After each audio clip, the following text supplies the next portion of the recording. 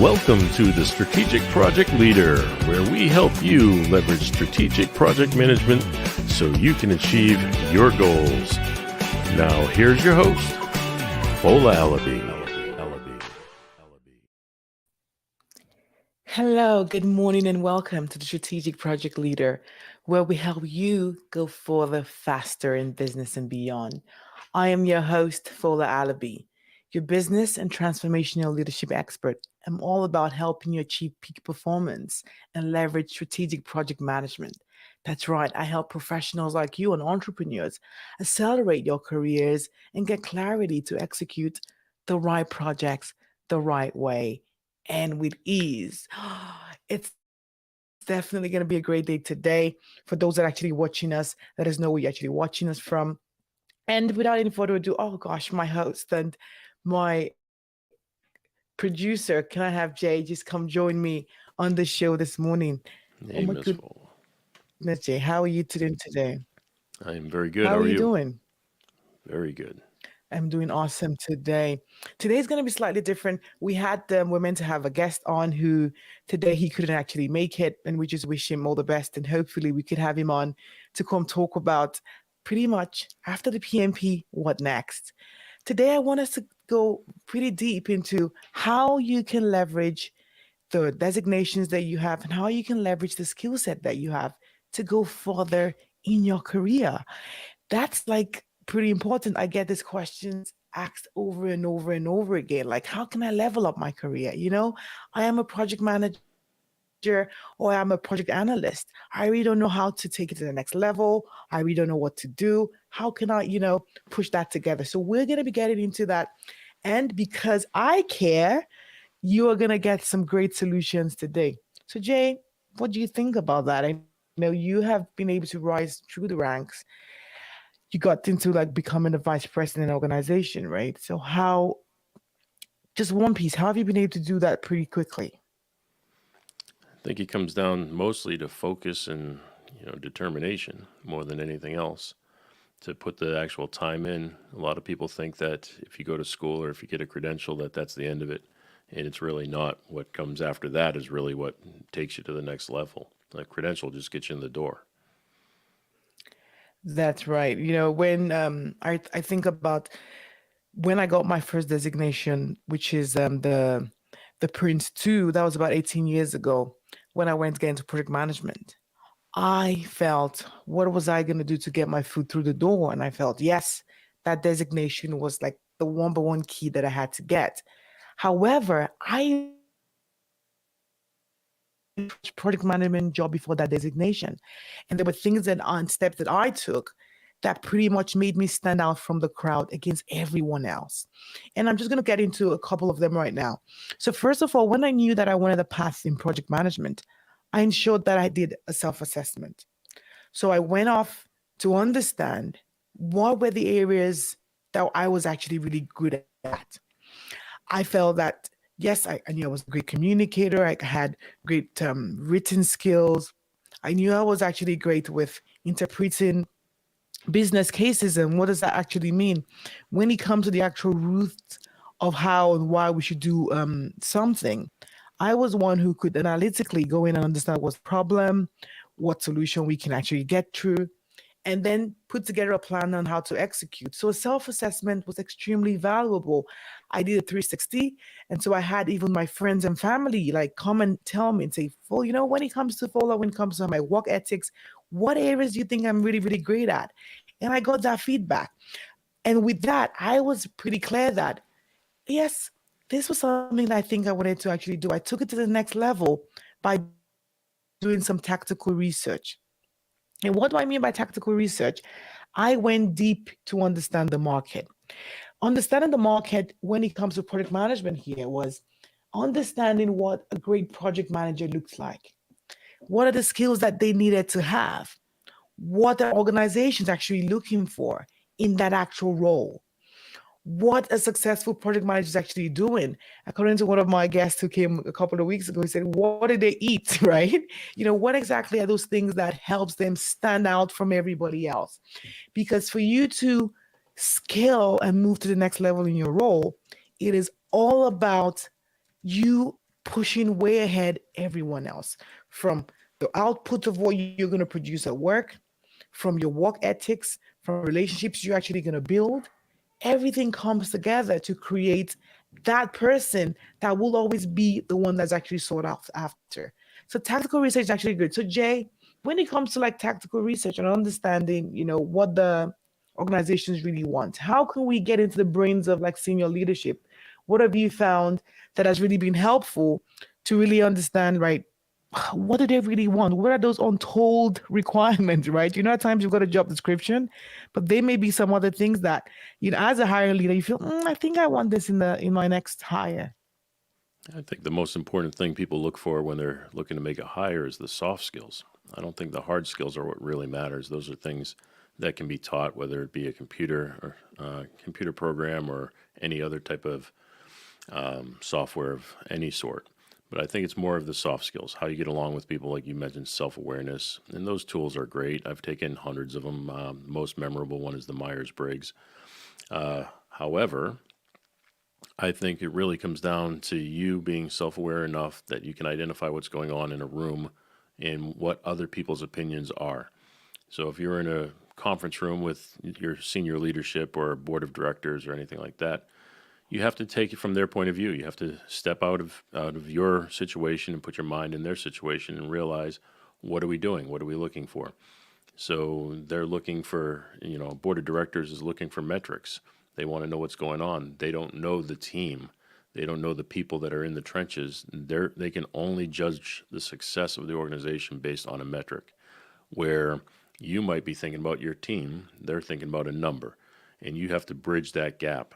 So it takes that self-awareness to know what they're looking for and what your team's looking for, and to be able to identify how you can tie those two together. I think that's really great because I want to dive even deeper into that. In understanding how we can meet organizational needs, we need to get customer data, right? You spoke about data and that actual information, because for organizations to make informed decisions, they need to be able to have the right information to do that. So within your role or as an individual, are you someone who has got great attention to detail? Are you one who's able to ask the right questions? Are you one who can actually analyze complex information? Because as a project manager, and to actually be great at it, to level up where you become a strategic project leader, you have to be one who has got great eye for detail. You have to be one who can deal with ambiguity. You have to be one who can understand even those things that are pretty much even unsaid. Getting customer data and researching into all of those information is one that's absolutely critical. Understanding what your customer needs are and then having that solution that can meet those needs is the step that actually takes it further. So data and customer data is one. So going back to landing that job, I did a self-assessment, as I said before, and then I ensured I understood what the industry wanted. So the tactical research, industry trends. For instance, there's a lot of talk now about agility. It's all about, how can you iteratively create solutions? Have you gone into understanding what that means? There are even different certifications that has to do with that. So ensuring that you understand the industry you're actually going, understanding, what the current regulations are. That's another piece as well. So some pieces, especially the financial services, they are heavily regulated. So are you going to be checking into what compliance pieces are actually available? Because in order for you to land that job and sustain the role, ensuring that those key details are actually available and you know them will help you stand out from that. You can do that from surveys, interviews. You could even do focus groups, interestingly, like getting other project managers who have done stuff that actually is similar and put them in a room and say, can I just pick your brains a little bit? How can I ensure that I am setting myself up for success so that when it comes to that role, I can get it and I can make the best of it? That is tactical research. And the next piece that I tie back into that is then where you do a gap analysis. Jay, we do gap analysis a lot, even in organizations, right? Gaps are always there. There are always spaces where you find out that this is the current state, that's the future state, and where you're going to get, how do you actually bridge the gap? And so in landing the job is one piece. And even scaling to the next level, there are definitely areas that you need to actually work on. And the way I was able to get my job is I had a big, wallpaper that I had to map it out on the wall. So I wrote out all my current skill set that I had that were actually great.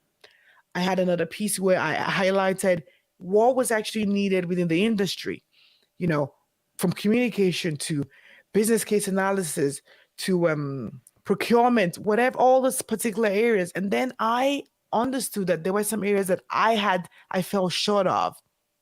And then I created a plan. And so understanding the gaps, it's like an eye opener, right? You kind of know that, oh my God, I never realized that that was a blind spot for me. Doing a SWOT analysis also helps you because then you can actually see what you need to do and take steps to bridge those particular gaps. If it means you get a coach, if it means it's going to be a training, if it means like listen to podcasts like this as to what areas you need to develop, or even getting leaders who can actually mentor you. Because mentorship is one piece that I know that when it comes to scaling your career, you need to be able to leverage that skill set so you can actually move and scale. So Jay, when it comes to like mentorship, for us to bridge the gaps that exist within that overall career wheel and a career project, how can people really get good mentors? Because I know you mentor a couple of people as well. How can they do that? Well, I think it's important to identify what a mentor is. You can have informal as well as formal mentors. So, a formal mentor is what most people think of, where somebody reaches out to them one on one and guides them through their organization or through their career. They're just basically giving advice. It's somebody who is a sounding board. I typically recommend you look for somebody who's already been to the spot that you want to be, and they can help you get there. And they don't just help you get there. What they're doing is they're shaving time off by teaching you where they failed. So if you know where they failed, you can avoid those same pitfalls and you can get to that destination faster. But there's also informal mentors, and that's anybody and everything you come in contact with. So if you come in contact with a person, whether that be a senior leader in your organization or somebody on a board of directors, and you're in a conference room and they're talking to you and they're talking to the team of people, you can sit back and just notice, how is this coming across? How is it being read in the room? Is the room of people, are they taking this in a positive way, or does it come across as a negative thing? And you can start identifying what other people are doing and if it's working for them. And if it's working for them, great, then you can add that to your arsenal. But if it's not working for them, you're self-aware enough to identify that, and then you can stop doing those things, or at least don't even introduce them into your arsenal at all. That's right. I had this conversation with one of my mentees as well. And we talk about learning. And, you have mentors, you can actually learn from them. And I had this conversation and I said, when it comes to mistakes, right, you don't necessarily need to make the mistakes that a lot of people have actually made before. It's good to learn from your mistakes, right? But when you've got a great mentor, they're like the mirror you can actually have in front of you and see that, yes, in project management, for instance, these are the areas that you need to be aware of when it comes to maybe stakeholder management.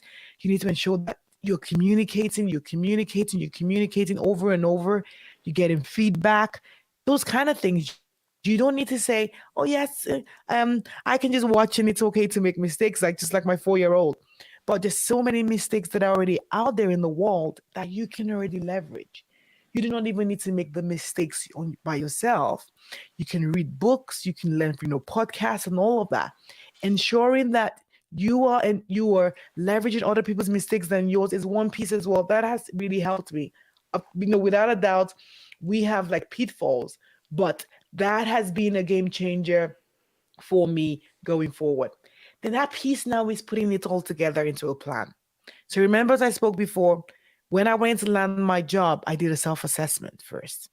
I did some tactical research to understand what exactly did the industry really want.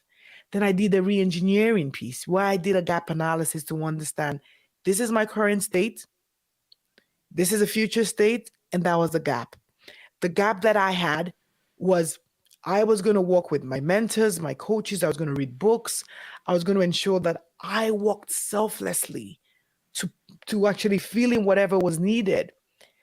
And then I create a plan. The P is the plan. That's where the rubber hits the road. When you create a plan, it means that you can take the ideas that you have and you can actually execute on that, which is the beauty about project management. So you're more or less managing your own project, which is your career project. Capturing all the deliverables that needs to happen. So from scheduling of all of the tasks, I had like activities that I had to put together on a daily basis, on a weekly basis, and I was now accountable to my mentor who ensured that I actually did them.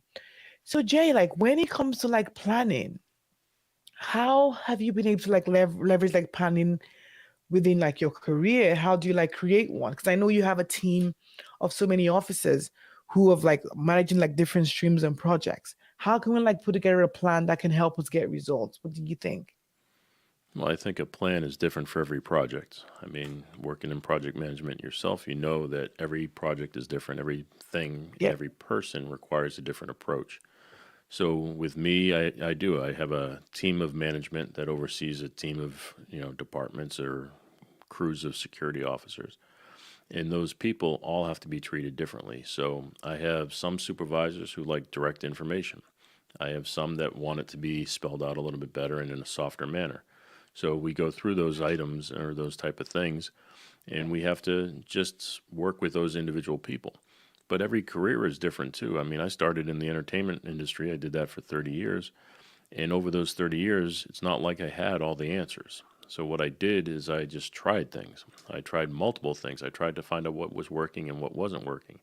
And as I did that, then when I moved into the security portion of the entertainment world and then on into security um, exclusively, then I was able to take what I learned from those lessons and apply it to the new path, and then I was able to move quicker. So it's just experience. The more you learn, the more things you try, the more things you fail out at, the quicker you fail at them, the quicker you learn, and the quicker you can put them into play in the right way.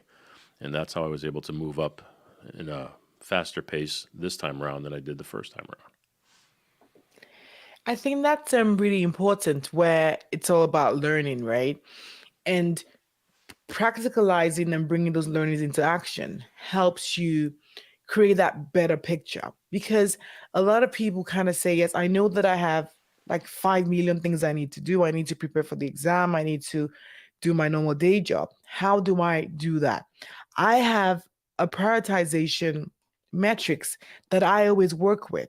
So when you think about everything you have to achieve, by ranking all of this task, you are able to capture the things that are really important.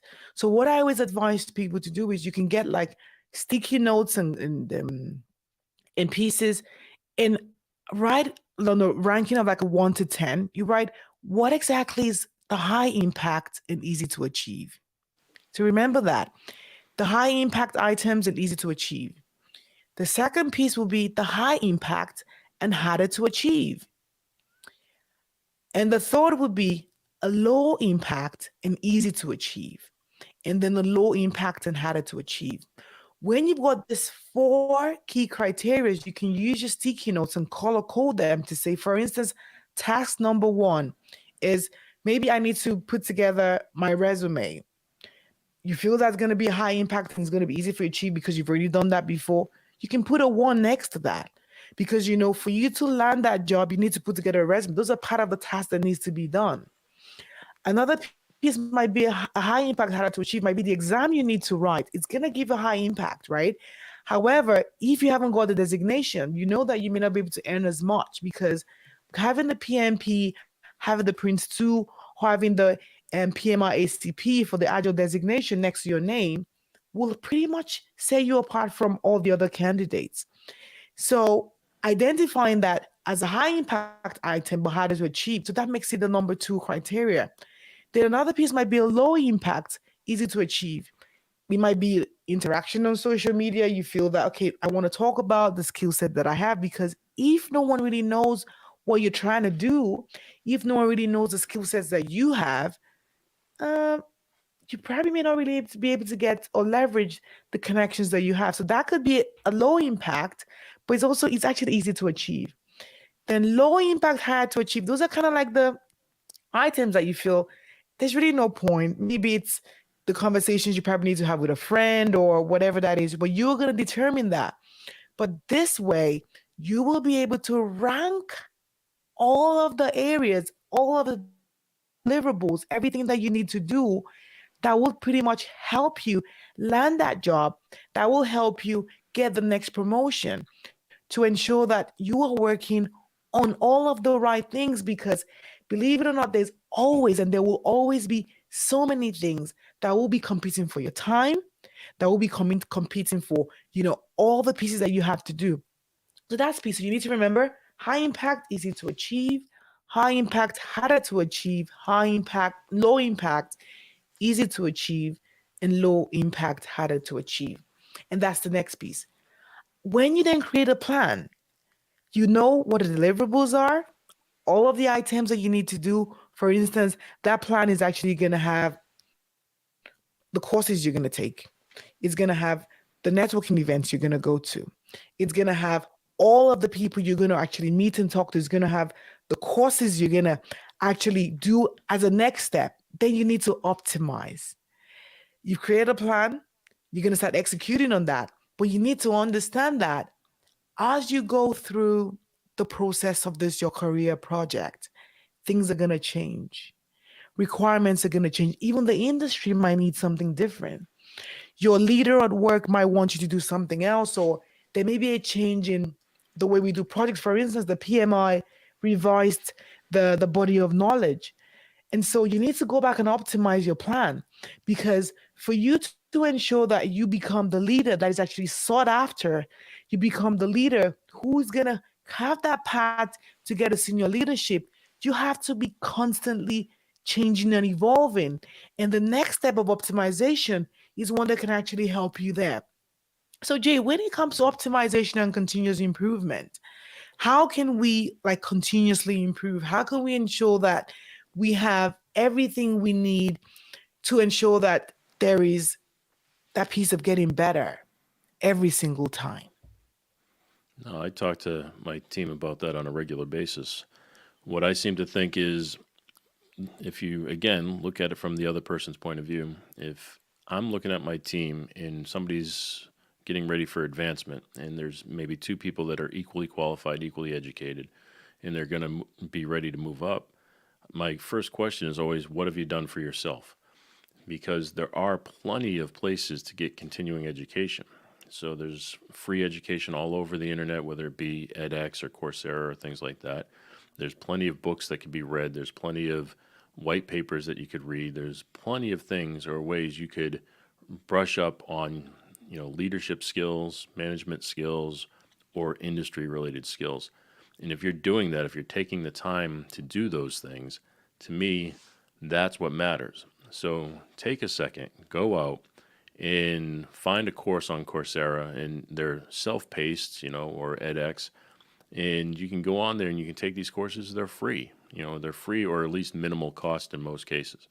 So as long as all you're interested in is the education of it, and you're not trying to get a piece of paper, because if you want the piece of paper, there's a smaller fee, maybe $100.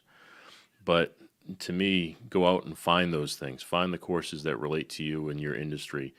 I work in security. There's a industry called ASIS, which is the security organization where you can go and you can get a designation with them.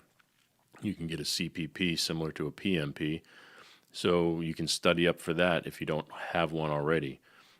So there's plenty of ways that you can advance yourself, or at least advance your knowledge. I think that's great. Optimization has to do with continuous improvement. For every organization who actually wants to become the next leader, they are continuously evolving. So you, as the project manager of your career, you have to embrace that. We have to ensure that You are doing everything to ensure that you're learning. As Jay has mentioned, there are great resources like Coursera. We have the edX and even LinkedIn Learning. I have found that LinkedIn Learning is like a wonderful resource and a wonderful place for you to get loads and loads of ideas and just keep improving. And one piece, even podcast, right? While you're doing your cleaning and while you're, dealing with family or whatever that is, you can just pop the headphones on and listen to something. Even if it's just like one paragraph you learn, you will be scaling and optimizing the knowledge that you have. Because I have found that the continuous learning, especially the one that you are just relaxed about, it's not like I have to read like 5 books or whatever. But once you're just trying to like pick up things as you go, it just sinks in and it just happens naturally. So it doesn't actually seem like an extra piece of work. Jay, what podcast as well? What other contents can we actually leverage? I know you spoke about the places we can actually get, but when it comes to like getting into leadership, are there like specific topics that you can actually say? Because I know like people management and relationship building is pretty much is very, very important. Being able to like communicate on value. Are there like specific things that we and all the listeners can actually master that will be like an exceptional skill that can help them move up? Well, there definitely is skills that you can learn and master. If you're looking for a specific podcast, I mean, there's hundreds of them out there on leadership and management. You just find the person that you connect with the most. Because I think when you're talking about a podcast, it's not just the knowledge that you're learning; it's the person, the host that you're learning it from. You want to develop that connection with somebody. So some people might feel better connecting with you versus some people might feel better connecting with me, and those are just the way it goes. So you find a podcast that has a host that you want to connect with, and there's hundreds, and probably thousands of them at this point. But as far as courses you could take, I mean, there's Arizona State has a communications course that I think is amazing. They teach you not only how to communicate and how to write, but it's in a business way, not how to write a book or not how to, write a novel of any sort. What they're trying to do is teach you how to communicate in email and how to communicate with your superiors in a report. So it's communication that is practical for the work environment. So you learn those soft skills. You don't want to go in there and just be super direct in an email because then it could possibly come across as nasty versus, That's right. nice. You didn't mean it to be nasty. You were just giving an answer. So you need to keep all of those things in mind, and those are things you just learn, right? As soon as you offend one person with the way you sent an email, I'm sure you're never going to send an email that way again. You learn from that experience. It's like touching the stove. You touch the stove, you get burnt. You don't touch it again. But we actually don't want them to get burned in the first place. I know, right? Well, You don't want to send the that's wrong why it email to the takes wrong time person. to. That's why you learn from the courses. You try to take as much education as you can. That's right. And then one piece that I want to add is especially being able to read the room when it comes to project management. And it's a piece where you are constantly influencing, especially without authority. Because as a project manager, you're a person who gets team members who they're not really direct reports. They've got managers who they report on a daily basis, and being able to influence those people and influence their leaders so that the this resource can actually always be there to work with you and support you all the time. It means being selfless. We spoke about the soft skills. Those are essentially important because I know project management is an art and a science. Being able to like schedule, being able to, understand client needs, being able to get things done and deliver on time, on budget, to quality, those are great stuff. But when it comes to the actual implementation, don't forget that you as a project manager, you are not really the one building or, creating all the softwares and all that. You are managing the team to success. So in order to do that successfully, you need to be one who is patient. You need to have empathy. You need to be one who can actually communicate and communicate the value that you are trying to achieve consistently. It has to be team effort. And I cannot overemphasize on that because it takes a village. For a project to be successful, it means that you are working as a team and you are collaborating on that. And I'm going to go back again. Remember, have I landed my first project management role even without a designation? I started with a self assessment. I did some tactical research. I did a gap analysis to understand where exactly I was at, what gaps actually existed. I did an alignment to understand what I already had and what I was already good at. And I created a plan and I optimized it and I project managed the whole process. Believe it or not, Ilana, first project management job, I was so ecstatic. You can actually do it. You can actually scale your career. You can land the project management role you want. You can even diversify and do something else by just leveraging these particular steps.